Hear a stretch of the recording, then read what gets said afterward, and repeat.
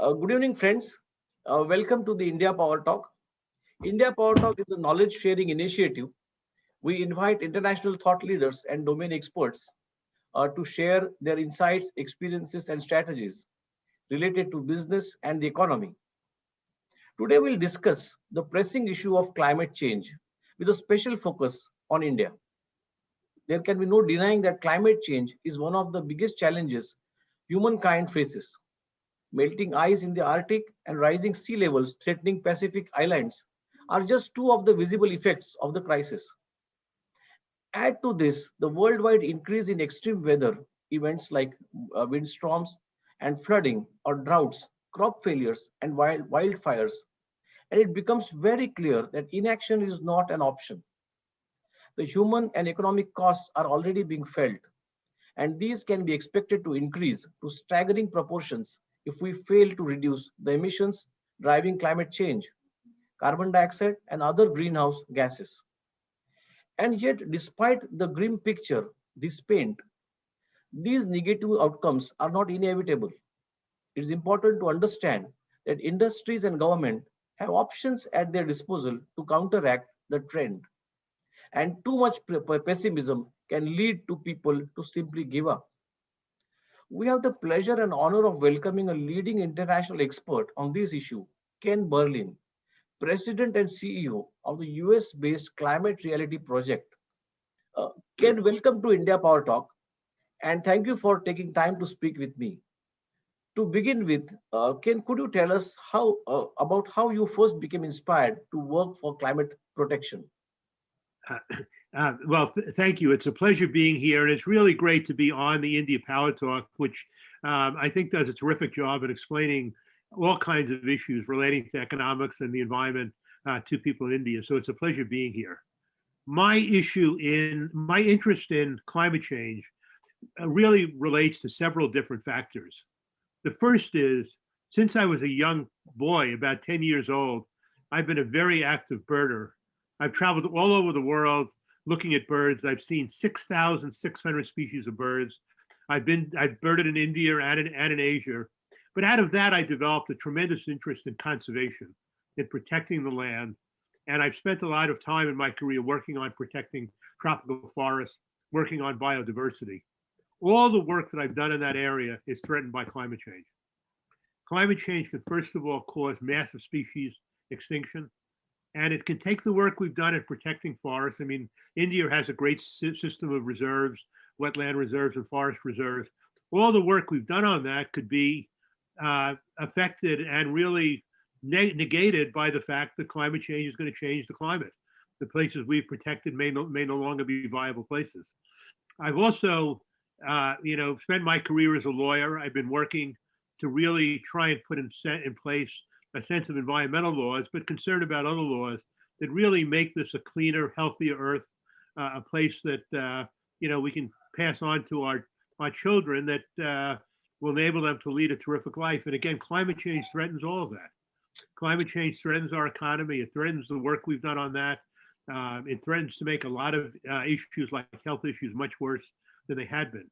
And the third factor is, again, I've tried to help bring about an equitable world, the world in which people are treated equitably and well. And climate change, of course, has a much greater disproportionate impact on poor people and on poorer nations than it does on wealthier nations because they don't have the resilience to deal with this issue. So if you look at all these issues together, I think climate change becomes the dominant environmental issue, the dominant issue that I care about. And that's why I became interested in it. Could you talk about Ken, the Climate Reality Project that you handle, its goals, and what the organization is currently doing in India? Yes, I will. Thank you. And let me start off by just talking a little bit about the Climate Reality Project in general. As you said, our mission is to build support for addressing climate change around the world. And we do that so that really the politics of this issue are favorable enough so that we can address this major transformation we have to make in our economies to address climate change. But what the Climate Reality Project does is it trains people in multi-day trainings to understand the climate crisis. It teaches them about the issues. It educates them not only about the problems, but about the solutions and I we see. think there are solutions to all of these issues. It teaches them how to organize and become active. And when it's over, the people who graduate become what we call climate reality leaders. And we now have 11 offices outside the United States that really work on this issue and work with our climate reality leaders. We've trained about 30,000 people to date. Because of the virtual environment we're in now, we've realized we can train far more people than we did in the past.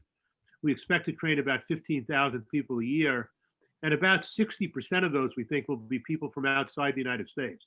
So we're going to have a very strong presence everywhere in the world. Here in India, when you look at building public support for addressing climate change, there are a lot of ways you can do that. You can educate people, you can work on issues, you can work on projects. And our office in India does a little bit of all of that. It, first of all, has had a major education program training teachers to speak about the issue. Last year, we trained about 1,000 teachers. We also work with schools to make them greener, to install solar, and to do work like that. We also work on projects. We have a tree planting project. We have a project really designed to work on water conservation, to train people in rainwater harvesting. And we also work on more basic policy programs. Last year, we were involved in organizing a program for people from around the world called the Environmental Sustainability Conference. This year in 2022, we're going to continue, 2021, I'm sorry, we're going to continue doing all that work. We'll continue doing educational work. We want to work with larger institutions. We're also starting to work on electric vehicles, to work on policy issues on electric vehicles, to make the introduction of electric vehicles easier. Electric vehicles are still a little bit more expensive than regular internal combustion engine cars, but that's not going to be true for very long. And as soon as that changes, we think electric vehicle use will explode in India, United States, and around the world. And we want to help make sure the right policy levers are in place for that to happen. And of course, if we do that, you'll see tremendous benefits in reduced air pollution and other matters. So that's the new item we're working on, and we'll continue to work this year on education and on projects like tree planting and on water harvesting. We also last year and continue to be involved in COVID relief effort, even though it's not directly related to our work, but obviously a critical issue for everyone. Okay, in the context of climate crisis, why is it so important globally and also for India especially to end pollution from fossil fuels? Could you elaborate upon that? Yes, I think, in the end, the way we look at climate change, we look at it as an existential threat to people, to the environment, to other species.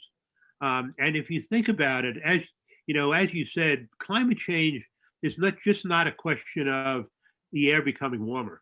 Yes. What climate change means is heavy storms, rising sea level, droughts, floods, wildfires, acidifying oceans, and also, and very fundamentally, disruption in the sensitive planetary rhythms on which human society has developed. Climate change is a result of production of, generation of greenhouse gases and carbon dioxide, and that's done all around the world. And you can see now in India, of course, the impacts of climate change on people and on the environment. Last year, for example, the deadliest natural disaster in the world was probably the monsoon flooding in India last year. It killed over 1,900 people. It caused $7.5 billion in damages. Cyclone Amphan also brought devastation to India and Bangladesh. It caused about $15 billion in damages. And I could go on listing the issues and the disasters that result from climate change. May I ask you, what will that take to transition from a fossil fuel based economy to a renewable energy economy? And maybe could you explain as to how India is going to do this? I think to address climate change, there are 3 or 4 things. There are many things that have to be done, but there are 3 or 4 things primarily that have to be done. The first is, of course, we have to start building out our ability to generate energy from renewable energy and from clean energy. It's absolutely critical because eventually we have to have an economy that basically has no generation from fossil fuels. And now India is doing a very good job on that. The second issue, though, is a different story. And that issue is that while we build up our renewable energy generation capabilities, we have to start reducing our dependence on fossil fuels. Yes. And in the case of energy generation, particularly coal. Now, India has now about 206 gigawatts of coal production capability. And it's the third largest in the world. But the issue here is that instead of beginning to ramp down the amount of energy generation using coal, India is still increasing the amount of coal generation. And we have to start lowering the coal as we increase the generation of renewable energy. The third, and of course, on clean cars, which are a third issue, that's a question of something that's going to happen over time as cars become cheaper, as clean cars become cheaper. And, I think that clean cars are great to drive. They're fun, they're faster. Once they're cost competitive, I think you'll see a change, although it does require investment in infrastructure to do that. And I think and hope India will be able to do that on that issue. And the final issue on that is, as part of addressing the climate crisis, we really need to look at our natural resources. We need to make sure that our forests are capturing CO2 emissions, that our soil, you can capture a lot of emissions in soil. There are wetlands you can capture soils. So it's important that those systems not be degraded and that they be increased really. And I think India is doing fine there. President Joe Biden has talked a lot about how moving to a climate-friendly economy will create jobs. Now, is this realistic, Kane, according to you? And could you elaborate as to what will be the economic impacts of making this transition in India, particularly?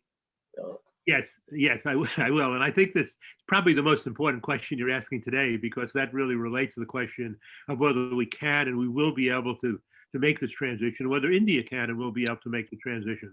The important thing really to understand about renewable energy is that the economics of this issue have fundamentally changed in the last 5 or 10 years. There was a time when if you wanted to switch to solar or wind, it would be at great expense. You would raise the cost of electricity, and you can't do that in a country like India, or for that matter, easily in a country like the United States. What's happened though now is we're in a situation where renewable energy is cheaper than fossil fuel-based energy, that it makes economic sense to make this transition. If we do the transition, we're going to have cheaper energy. If you don't do the transition, you're going to have uncompetitive energy. Recent studies have shown that investment in renewable energy is now yielding higher returns than investment in fossil fuel-based energy. Now that leads us to jobs. The critical thing about jobs is that renewable energy generates far more jobs than fossil fuel-based energy. But do you think India should stop building coal plants now? But isn't that contrary to what US did as it developed its economy over a period of time?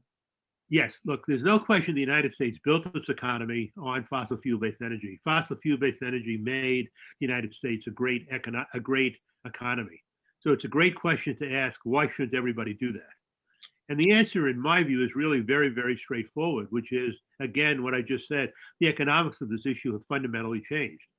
If you build an economy out with renewable energy instead of coal-based energy, you're going to get cheaper energy generation, you're going to get a more competitive economy, and you're going to get millions of jobs. If you build new coal plants now, you face a whole series of risks. So we think that, while the United States benefited from fossil fuels, the world is different today, and India would not benefit from it. And again, that's the reason we are hopeful and confident that we can address the climate crisis, because addressing the climate crisis is going to benefit the world's economy. It's going to benefit India's economy by developing using renewable energy rather than fossil fuels. So on that basis, yes, I think that India should do that. We should go first. India can follow. India can take steps first that are slower, that do that it can do it, can transition its economy more slowly and more easily and more carefully. And we hope that India will do that. So again, we're not saying, for example, that India should close all its coal plants today, but building new ones is, I think, economically something that's very, very questionable at this point in time. You said that you have been involved very seriously into training the teachers. Could you share your experience on that in India? Yeah, well, I have not done it personally, of course. It's been done by our office here. Sure. And I don't know all the details, but they conduct programs for teachers to teach them about how to teach and how to talk about climate change, and also how to run their schools in a way that's energy efficient and is green and in green schools. And I think the program's been a great success. It's been running for years. They keep getting many teachers applying to the program. As I said, last year they trained 1,000 teachers. This year we hope to continue to do that. And again, obviously, education and educating people about these issues is critical. And I've always been very respectful of India's education system. I think you've got a first-rate education system in the country. At the extent that we can bring education about climate change to students, it's a great benefit. We have the same issue in the United States. I think the state of New Jersey was the first state last year to mandate that climate change be taught in every grade of school. They have courses about it. So we're trying to expand that here also. And in India, I don't know that we've worked on curricula yet, but we are working on training teachers. So how can US and India work together to achieve the transition to green energy, and which we have been talking for last half an hour? And why is this cooperation so important to addressing the climate crisis scale? Well, as I've said before, the climate crisis is a worldwide crisis. What we have to do is by the year 2050, we have to have on a worldwide basis net zero emissions of fossil fuels. No country generates enough emissions to really do this on their own. We have to have the countries of the world work together on this. And the United States is the second largest generator, and India is the third largest generator, obviously have to play a role in that. As I said, there's a differential responsibility that we can work out between countries. But I think India and the United States have really worked together very well on this issue. They worked together well during the Paris negotiations of the Paris Climate Agreement, and they're working together now. Yes. There was a recent meeting of what we in the United States call the Quad countries. I don't know if you call it that in India, but it's India, Japan, the United States, and Australia. Yes. There was a meeting of the countries, and at that meeting, there was a joint statement issued by the leaders on March 12th. Yes. And what they said was, and if I can quote this, we will establish a climate working group to strengthen climate actions globally on mitigation, adaptation, resilience, technology, capacity building, and climate finance. Our experts and senior officials will continue to meet regularly. Our foreign ministers will converse often and meet at least once a year.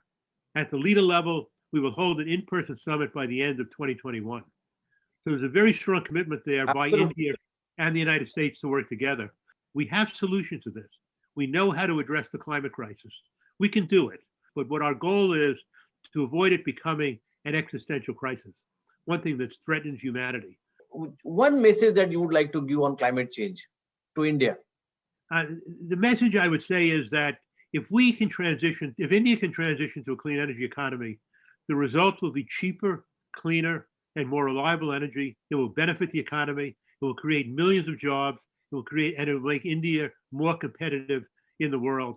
You'll be protecting yourselves. You'll be protecting your children, and you'll be making this, and you'll be ending pollution in the country. And I think that India will benefit from it. India's got great ability. It's got great education. It's got great technology, and I think India can do that very successfully. Ken, thank you so much for your valuable time and insights, and it was a pleasure talking to you.